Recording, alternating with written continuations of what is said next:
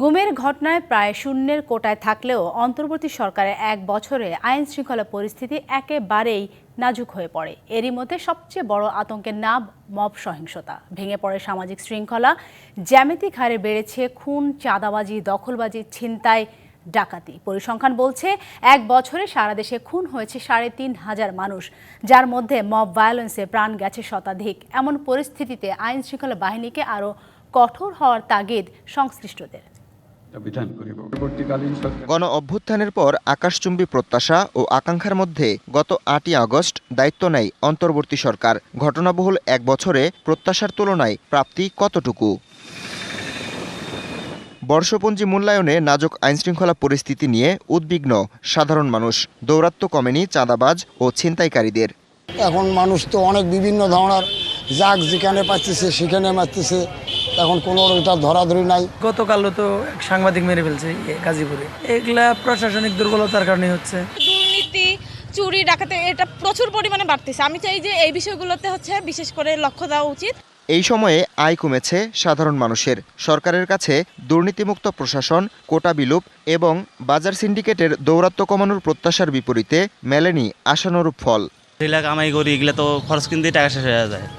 এখন অসুখ বিসুখ হইলে আমার কাছে টাকা বের করার মতন, চিকিৎসা করার মতন টাকা হয় না। বিদেশে মালমূল গেলে বা ব্যবসা একটা আয় উন্নতি হইতো, এখন তো আয় উন্নতি হইতেছে না, এখন আরো যত পিছিয়ে যাইতেছে। প্রশাসনের যে বিষয়গুলো আছে সেগুলো অনেকাংশে সংস্কার হয়নি। যে কোঠার ভিত্তিতে আন্দোলন গড়ে উঠল, নিজের জীবন গড়াবে, সেই কোঠাটা কিন্তু আজকে আরও বেশি হচ্ছে। তবে জুলাই গণহত্যার বিচার সংস্কারের উদ্যোগকে স্বাগত জানাচ্ছে জনগণ। সংস্কার আমরা যতটুকু আশা করেছিলাম ওই পরিমাণ সংস্কার এখনো আমরা দৃশ্যমান দেখছি না। অন্তর্বর্তীকালীন সরকারের ওভারঅল কর্মকাণ্ড আমি মনে করি ভালো আর কি, তবে নির্বাচনের আগে আরও পূর্ণাঙ্গ সংস্কার হওয়া উচিত। তিস্তা মহাপরিকল্পনা এবং লালমনিরহাটের পরিত্যক্ত বিমানবন্দর চালুর প্রতিশ্রুতির প্রতিফলন না পাওয়ায় আছে ভারতের সঙ্গে নতজানু নীতির অভিযোগ। তিস্তা প্রকল্প নিয়ে আমরা কিন্তু আশায় ছিলাম, এত ব্যাপক সমর্থন পাওয়ার পরও কেন যেন তিস্তা প্রকল্প থেকে উনি দূরে সরে এলেন। অনেক জায়গায় উন্নতি হয়েছে, কিছু কিছু জায়গায় আরও উন্নতির সুযোগ আছে, বিশেষ করে আইন শৃঙ্খলা, মব জাস্টিস, অর্থনৈতিক ক্ষেত্র। রিজার্ভের অবস্থা কি ছিল আমরা সকলেই জানি, এখন কিন্তু রিজার্ভ একটা শক্ত অবস্থানের উপর দাঁড়িয়ে আছি আমরা। নির্বাচন নিয়ে শঙ্কা দূর হওয়াকে দেখছেন অন্তর্বর্তী সরকারের বড় সাফল্য হিসেবে। রাজনৈতিক সরকার এলে অস্থিরতা কমবে বলে মনে করেন অনেকে। যত দ্রুতভাবে দেশের নির্বাচন হবে তত আমাদের এই বাংলাদেশ উন্নত হবে, ভালো চলবে। প্রয়োজনীয় সংস্কারগুলো করে তারপর আসলে নির্বাচনে যাওয়া উচিত ছিল সরকারের। যেহেতু একটা রাজনৈতিক সরকার নাই, রাজনৈতিক সরকার থাকলে আইন শৃঙ্খলার ব্যবস্থা অবশ্যই এখন থেকে অনেক বেটার হতো। তবে যে দলই সরকার গঠন করুক, জবাবদিহিতা নিশ্চিতের দিকে নজর দেওয়ার তাগিদ সাধারণ মানুষের। Habibur Rahman, DBC news desk. আসছে নির্বাচনে জনগণের রায়ের মাধ্যমে বাংলাদেশকে গণতান্ত্রিক ও কল্যাণকর রাষ্ট্র হিসেবে গড়ে তোলা সম্ভব বলে মন্তব্য করেছেন বিএনপি ভারপ্রাপ্ত চেয়ারম্যান তারেক রহমান। শুক্রবার বিকেলে গুলশানে বিএনপি চেয়ারপারসনের রাজনৈতিক কার্যালয়ে 12 দলীয় জোট এবং এলডিপি ও লেবার পার্টির নেতৃবৃন্দের সঙ্গে মতবিনিময় সভার সূচনা বক্তব্যে তিনি আরও বলেন, 31 দফার সংস্কার প্রস্তাবনার আলোকে সবকিছু করা যাবে। সবার দীর্ঘ আন্দোলনের মধ্য দিয়ে ফ্যাসিবাদের পতন হয়েছে বলে উল্লেখ করেন তারেক রহমান। সভায় উপস্থিত ছিলেন বিএনপি মহাসচিব মির্জা ফখরুল ইসলাম আলমগীর সহ দলটির স্থায়ী কমিটির সদস্যরা।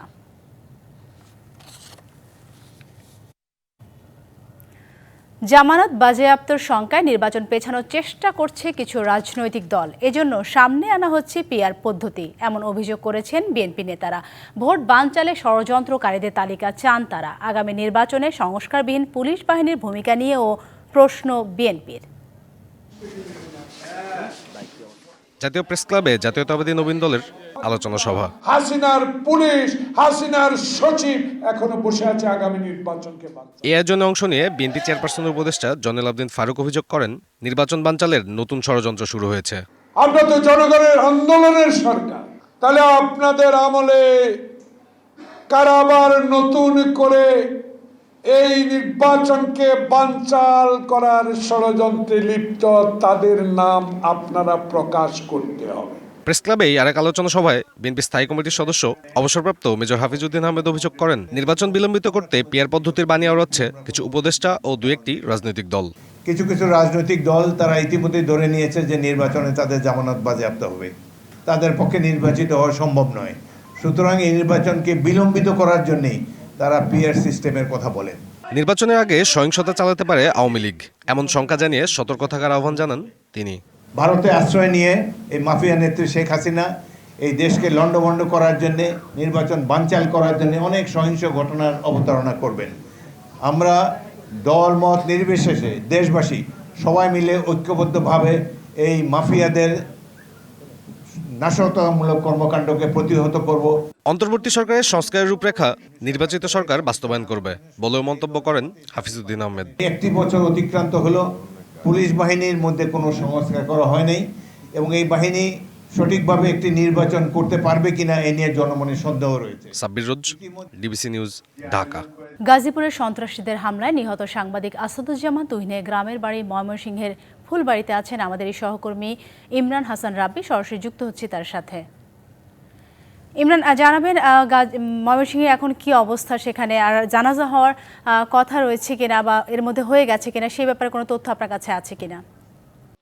পারভিন সাথী, আসলে সাংবাদিক সহকর্মী আসাদুজ্জামান তুহিনের মৃত্যুতে কিন্তু আসলে সারা দেশের সকল সাংবাদিকরা শোকাহত হয়ে রয়েছে। আজ সন্ধ্যা 6:22 আসাদুজ্জামান তুহিনের মরদেহ এসে তার নিজের গ্রামের বাড়ি ফুলবাড়িয়া উপজেলার ভাটিপাড়া এলাকাতে পৌঁছায়। এই মাগরিবের নামাজের পরেই ভাটিপাড়া সরকারি প্রাথমিক বিদ্যালয় প্রাঙ্গণে কিন্তু এখন এই মুহূর্তে জানাজা নামাজ অনুষ্ঠিত হচ্ছে। আসলে আমরা এখানকার স্থানীয়দের সাথে কথা বলেছি এবং তুহিনের যারা সহপাঠী ছিল তারাও কিন্তু বলেছেন যে আসলে এই সরকারি প্রাথমিক বিদ্যালয় থেকে মূলত তাদের লেখাপড়া শুরু হয়েছিল এবং তাদের জীবনের যাত্রা শুরু হয়েছিল এই সরকারি প্রাথমিক বিদ্যালয়, এবং এই সরকারি প্রাথমিক বিদ্যালয়েই তার এখন এই মুহূর্তে জানাজা নামাজ অনুষ্ঠিত হচ্ছে। আমরা যতটুকু জানতে পেরেছি যে তার বাবা হাসান জামাল আসলে 5 ছেলে এবং 3 কন্যা সন্তানের বাবা। সেই হাসান জামালের যে তৃতীয় সন্তান তুহিন আসলে গতকাল দুর্বৃত্তের সংঘাতে আসলে মারা যান, এবং এই যে 6:22 আজকে এই মুহূর্তে এখানে এসে পৌঁছানোর পর, মরদেহ পৌঁছানোর পর কিন্তু বেশ মানুষের ঢল নামে এখানে জানাজার নামাজে, এবং মাগরিবের নামাজ থেকে এখন পর্যন্ত মানুষ আসছেন এবং জানা যায় মানুষ অংশগ্রহণের জন্য কিন্তু মানুষের ঢল বাড়ছে। আত্মীয় স্বজন সহ স্থানীয়রা এবং এলাকাবাসী যারা আছেন তারা কিন্তু সবাই খুব দ্রুত সময়ের মধ্যে এই আসাদুজ্জামান তুহিন সাংবাদিকের হত্যাকাণ্ডের সাথে যারা জড়িত সকল দুর্বৃত্তের খুব দ্রুত সময়ের মধ্যে দ্রুত আইনে বিচার প্রার্থনা করেছেন, এবং স্থানীয়রা কিন্তু জানিয়েছেন যে তার 2টি সন্তান রয়েছে, খুব বয়সে ছোট 2টি সন্তান রয়েছে, সেই সন্তানদের জন্য যাতে সরকারের পক্ষ থেকে কোনো উচ্চতর শিক্ষা ব্যবস্থা করা হয় এবং পরিবারের দেখভালের জন্য যাতে সরকার দ্রুত সময়ের মধ্যে ব্যবস্থা গ্রহণ করে, সেটি কিন্তু এখানকার এলাকাবাসী আমাদেরকে জানিয়েছেন। আসলে এই মুহূর্তে জানাজা নামাজের প্রস্তুতি পর্ব চলছে, এবং একই সাথে এখানকার আমরা তার বড় ভাই যিনি সেলিম মিয়া এই বাদী হয়ে মামলা করেছেন তার সাথে কথা বলেছি। আজ আসলে মূলত এলাকায় আসার কথা ছিল তুহিন, এবং গত পরশুদিন তার বাবাকে চিকিৎসার জন্য 1000 টাকাও পাঠিয়েছিল তুহিন। আসলে শেষ দেখা আর আসলে বাবার সাথে হয়নি। এই ছিল সাথী আমার কাছে ভাটিপাড়া এই এলাকা থেকে সবশেষ খবর। সাথী, অসংখ্য ধন্যবাদ ইমরান।